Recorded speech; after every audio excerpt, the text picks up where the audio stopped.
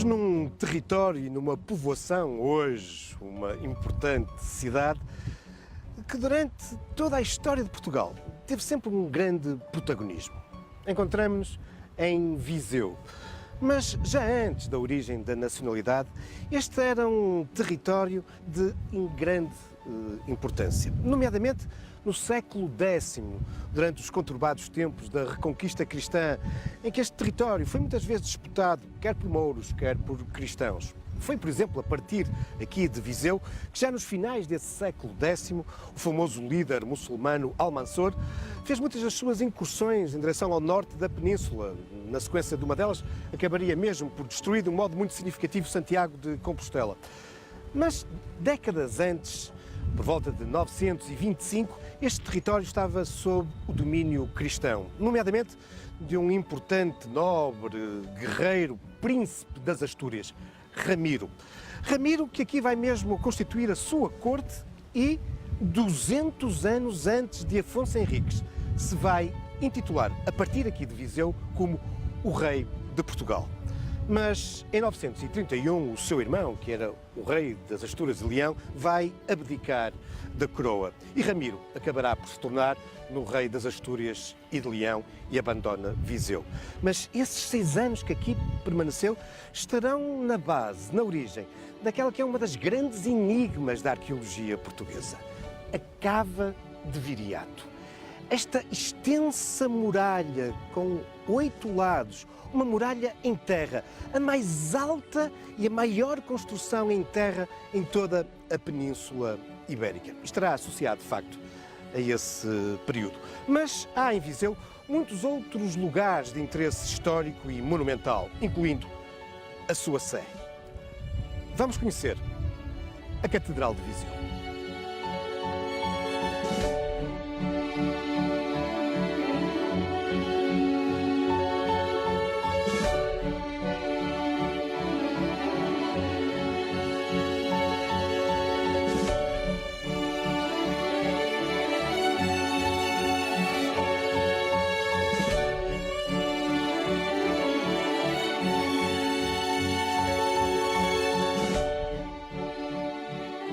Encontramos-nos agora bem no topo do Morro Primordial, do morro onde nasceu a cidade de Viseu. É conhecida como a Cidade Velha, está definida por uma antiquíssima muralha concluída em 1472.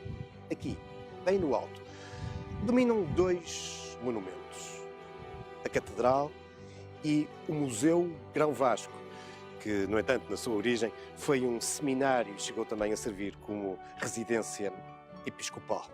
Mas, muito antes do aparecimento destes 2 monumentos, muito antes mesmo desses períodos conturbados que há pouco falávamos, da Reconquista Cristã, bem antes, Viseu, esta elevação era já um local de enorme importância estratégica.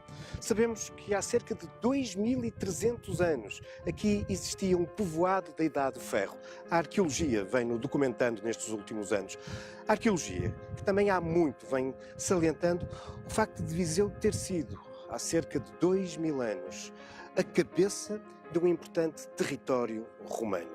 Pelo menos desde o tempo do imperador Cláudio, que Viseu é, com efeito, uma cidade romana de destaque e multiplicam-se os achados de inscrições epigráficas, de marcos miliários que comprovam que era um local de passagem de importantes vias e também os vestígios de imponentes muralhas. Após a queda do Império Romano, os novos senhores, os suevos e os visigodos, continuarão a ser herdeiros de muita da cultura romana, incluindo o cristianismo.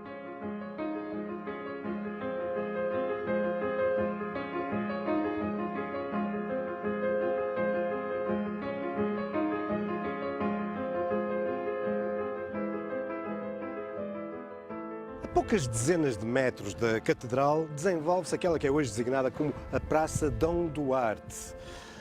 Foi durante séculos a principal praça de Viseu e é muito provável que seja herdeira do antigo fórum, do antigo coração da cidade romana. Em 1987, os arqueólogos fizeram uma intervenção arqueológica nesta praça, dirigida por Inês Vaz, e veio revelar um interessante vestígio do tempo dos suevos e dos visigodos. Uma construção que assentava, se desenvolvia sobre os vestígios de um templo romano do tempo do imperador Constantino, ou seja, do século IV. Ora, se estava por cima, era necessariamente posterior. Aliás, os vestígios, os materiais que foram recolhidos, permitiram aos arqueólogos datar essa construção que aqui apareceu da segunda metade do século V e do século VI, ou seja, exatamente da época dos suevos e dos visigodos. Uma construção bastante interessante, um templo cristão. Estaremos aqui, por isso, perante os vestígios de uma basílica paleocristã, uma construção de dimensão considerável e que apresentava na cabeceira uma ábice e duas absidiolas. A ábice circular e as absidiolas formando um ciclo já um pouco mais fechado. Bom, esses vestígios encontram-se hoje, continuam soterrados, mas aqui no pavimento da praça houve o cuidado de reconstituir as marcas dessa possível basílica paleocristã, através de uma pedra diferente do resto do pavimento.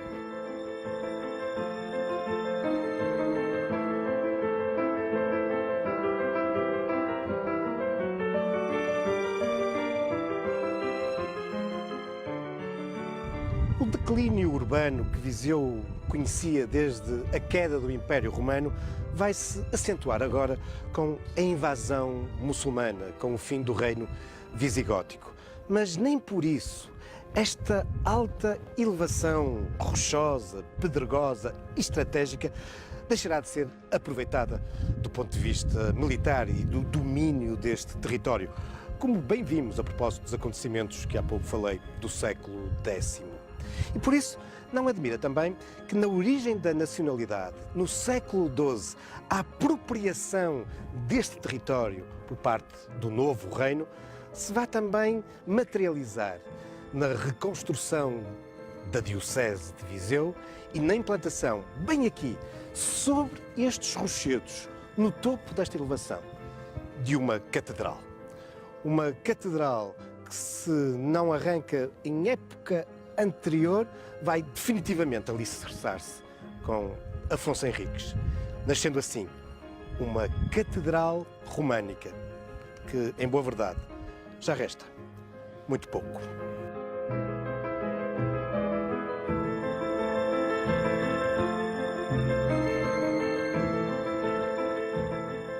E restam muito poucos vestígios dessa catedral românica do século XII, da origem da nacionalidade, porque ao longo dos séculos esta sé foi objeto de muitas intervenções, de que é um bom exemplo a sua fachada. 2 séculos depois do início da construção, reinava Dom Dinis e Viseu conhecia um grande protagonismo e um grande desenvolvimento, tal acaba por ter reflexos também em profundas obras na catedral, nesses finais do século XIII e início do século XIV. Ou, por exemplo, no início do século XVI, o Manuelino far-se-á também aqui sentir com profundas reformas no templo. Já no início do século XVII, mais precisamente em 1635, e contribuindo para que os vestígios medievais ainda existentes também tenham nessa altura desaparecido, uma das torres medievais da catedral vai ruir e arrastar consigo grande parte da fachada. É então que nos vai surgir o aspecto atual da fachada da catedral. Maneirista. Mas temos aqui, pelo menos do ponto de vista simbólico, um importante vestígio da Idade Média. Uma daquelas imagens. Aqui apresentam-se os 4 evangelistas, bem lá no alto, Nossa Senhora da Assunção. Mas em lugar central, de destaque, temos uma destacada figura da Idade Média. Um homem poderoso, próximo de Afonso Henriques, muito influente do ponto de vista religioso e que se viria a tornar no primeiro santo verdadeiramente português, Santo Eutónio. Santo Eutónio é o padroeiro da cidade de Viseu e da sua diocese. E por isso a sua imagem encontra-se não só na fachada, mas também em destaque no interior da catedral, no seu altar-mor. Nascido em 1082 e amigo pessoal de Afonso Henriques, foi por este incumbido de ser um dos fundadores do importante mosteiro de Santa Cruz de Coimbra. Mas antes, em 1112, tinha sido prior da Sé de Viseu. Foi um grande peregrino e congregador de muita gente que o seguia e escutava. E, após a sua morte, em 1162, um ano depois, era canonizado, tornando-se assim no primeiro santo português. No interior da Catedral de Viseu, podemos também contemplar uma relíquia, um fragmento de um osso do braço de Santo Eutónio.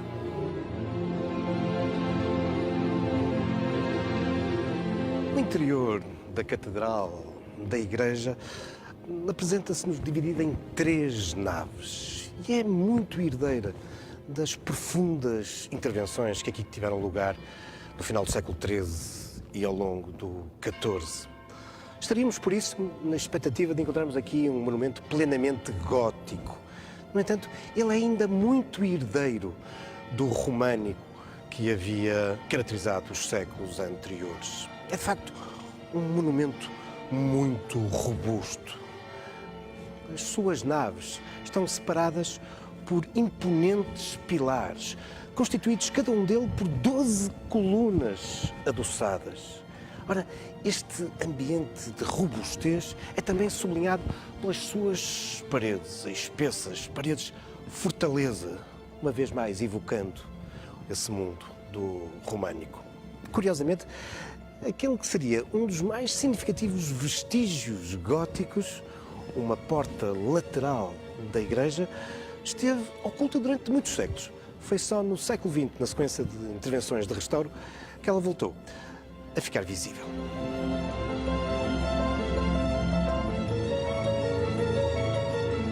No início do século XVI, contudo, em pleno período manuelino, a Sé de Viseu vai conhecer obras de grande modernidade e qualidade estética. Tal é bem evidente nas abóbadas manuelinas das naves, elevando-as e uniformizando-as praticamente à mesma altura.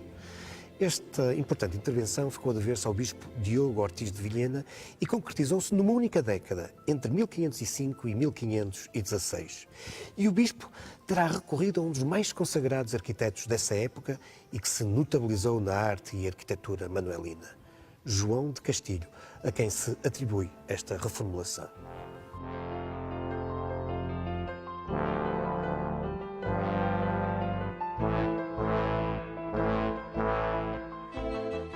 Dez anos depois destas intervenções manuelinas, e igualmente notáveis, serão as reformas operadas pelo bispo D. Miguel da Silva. O bispo que havia sido nomeado em 1526. Só que estas intervenções revestem-se de um caráter verdadeiramente pioneiro e revolucionário no nosso país. Estamos perante aquelas que foram as primeiras obras renascentistas em Portugal. E não admira, tendo em conta a figura deste bispo, um homem muito culto, um humanista, um homem claramente à frente do seu tempo. D. Miguel da Silva, um notável intelectual, estivera ausente do país durante 25 anos, estudar em Paris, e depois fora nomeado pelo rei Dom Manuel, que tinha por ele grande afeição, o embaixador de Portugal em Roma. Aí contacta com o Renascimento, com todo o movimento humanista, e quando regressa a Portugal, vai encontrar um novo rei, Dom João III, que, ao contrário do seu pai, tem com este bispo uma relação muito fria e tensa. Até porque D. Miguel da Silva, regra geral, não está de acordo com as decisões do monarca, incluindo algo que era muito querido ao rei Dom João III, a introdução da Inquisição em Portugal. Pois bem, o bispo de Viseu é contra e acaba por ter que fugir, não só de Viseu, mas mesmo do reino. O próprio rei pede que ele seja devolvido, chega a planear assassiná-lo, mas o bispo acabará por falecer protegido pelo Papa em Roma. Mas deve-se a ele, com efeito, durante o período que aqui se encontra à frente da diocese, a intervenção renascentista no templo, incluindo este belíssimo claustro, marcado, obviamente, pelas linhas clássicas, pelo Renascimento. Mas deve-se a ele também, dentro deste espírito humanista, este espírito de mecenas, a sua proteção a um notável pintor, que se irá evidenciar como o mais importante pintor renascentista do nosso país, Grão Vasco.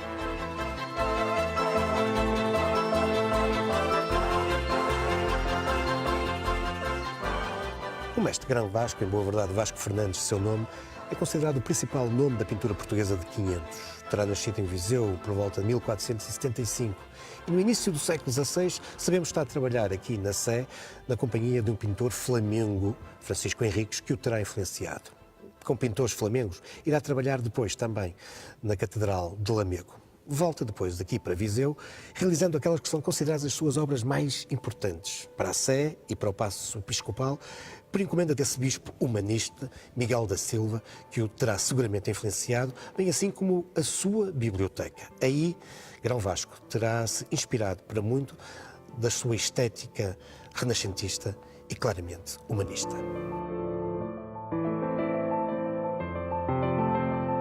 Uma parte muito significativa da obra de Grão Vasco encontra-se exposta neste museu, mesmo ao lado da Catedral. O museu, de resto, tem por patrono este pintor, o Museu Grão Vasco. Encontramos-nos com o seu diretor, o Dr. Agostinho Ribeiro, a quem perguntas logo, doutor, que museu é este que completa agora 100 anos de existência? Pois, muito bem, é um museu da República, portanto, um museu que, de facto, tem o seu início em termos de Constituição, com o espírito ideológico, político e também cultural da Primeira República. Se bem que o museu se constitua inicialmente como uma espécie de um memorial do património artístico do território distrital, portanto de uma região mais alargada, a verdade é que ele se centra essencialmente no campo inicial, nas grandes obras, nas magníficas obras, como muito bem disse, de Vasco Fernandes. Em todo caso, é um museu que é bastante eclético, muito diversificado na sua coleção e na sua tipologia. Sendo um museu da República, procura, à semelhança dos museus coevos, procura uma interpretação artística e patrimonial do território que representa, e neste caso, a região de Viseu. E onde novamente se destaca a obra de Grão Vasco. O que é que nós podemos aqui, de facto, contemplar desse grande pintor quinhentista? O pintor Vasco Fernandes, que dá o nome ao próprio museu, agora Museu Nacional Grão Vasco, de facto, as obras mais relevantes nos seus dois momentos de eleição em termos de afirmação enquanto artista incontornável do pré-renascimento e do renascimento português.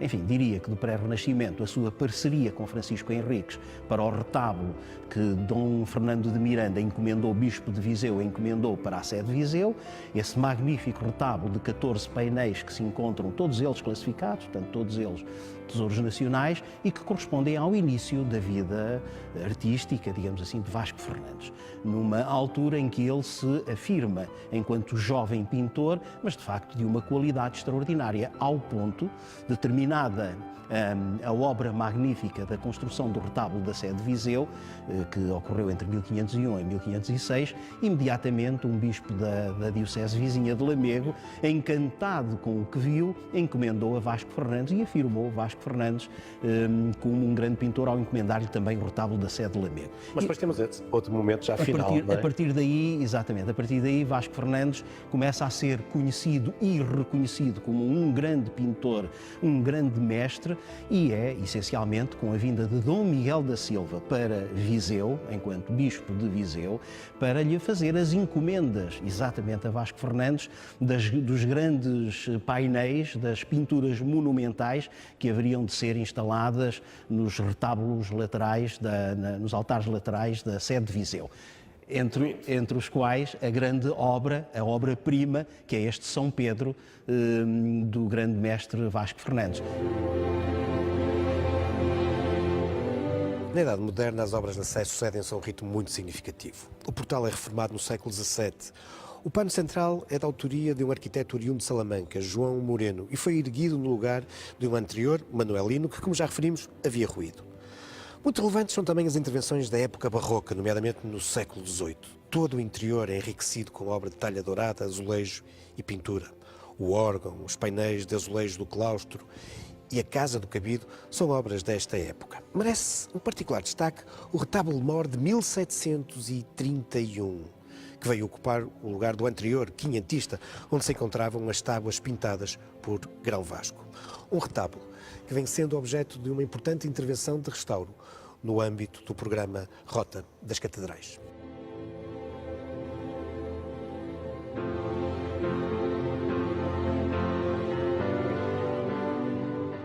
E voltamos à Catedral, mais precisamente ao Passeio dos Cônegos. É assim que é popularmente conhecido este alpendre protegido por esta colunata. É um belíssimo espaço que se desenvolve entre o Terreiro da Sé, dominado pela Catedral e pela belíssima Igreja da Misericórdia, e, do outro lado, pela Praça Dom Duarte. Aliás, o Passeio dos Cônegos assenta num antigo pano da muralha. Há muito tempo que este espaço se tornou também um dos mais emblemáticos de Viseu. Mas é apenas mais um entre muitos outros motivos de interesse da Catedral de Viseu. É o caso da Capela dos Santos Brancos. Está aberta para o claustro e apresenta-nos um belíssimo retábulo quinhentista em pedra dançã, uma obra de uma oficina de Coimbra, onde se destaca uma Pietà produzida pelas mãos do famoso escultor francês João de Rouen. Outro espaço excepcional é este, o das salas capitulares, que se desenvolvem no primeiro piso sobre o claustro. Espaços muito qualificados, de grande importância artística, com belíssimos tetos e painéis de azulejos do século XVIII nas paredes. Nos nossos dias, nestas salas desenvolve-se o Museu do Tesouro da Catedral, que salvaguarda um conjunto notável de peças de arte sacra, incluindo peças notáveis de ourivesaria. Os tesouros da Catedral são um elemento indissociável das sés, repletas de memória e de identidade. Pretextos também para continuarmos a trilhar os caminhos da história na Rota das Catedrais.